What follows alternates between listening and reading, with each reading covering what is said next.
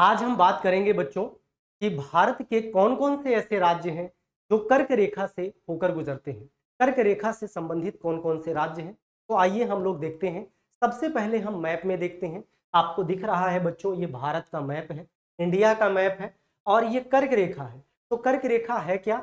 तो हमारी पृथ्वी पर 23.5 डिग्री उत्तरी अक्षांश रेखा को ही कर्क रेखा कहा जाता है, जिसे हम इंग्लिश में ट्रॉपिक ऑफ कैंसर कहते हैं।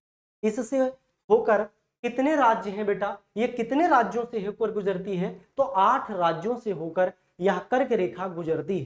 तो हम देखेंगे कौन कौन से राज्य हैं।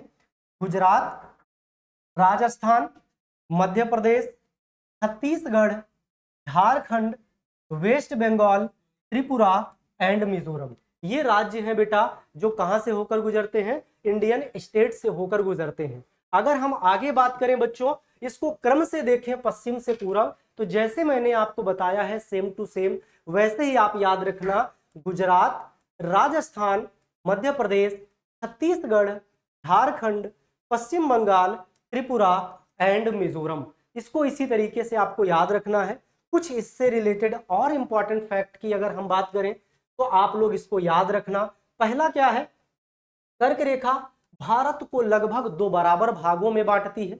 और दूसरे फैक्ट की बात करें तो गुजरात भारत का सबसे पश्चिमी राज्य है जो कर्क रेखा से होकर गुजरती है। और तीसरे इंपॉर्टेंट फैक्ट की बात करें तो मिजोरम सबसे पूर्वी राज्य है जिससे कर्क रेखा होकर गुजरती है। आगे हम बात करें बेटा, ये दोनों फैक्ट बहुत ज्यादा इंपॉर्टेंट है, जिसमें कर्क रेखा से गुजरने वाला सबसे बड़ा राज्य राजस्थान है, ये भी आपको याद रखना है। और कर्क रेखा से गुजरने वाला सबसे छोटा राज्य त्रिपुरा है। इसी तरीके के और इंपॉर्टेंट फैक्ट पाने के लिए जुड़िए हमारे एचडी कैंपस के साथ।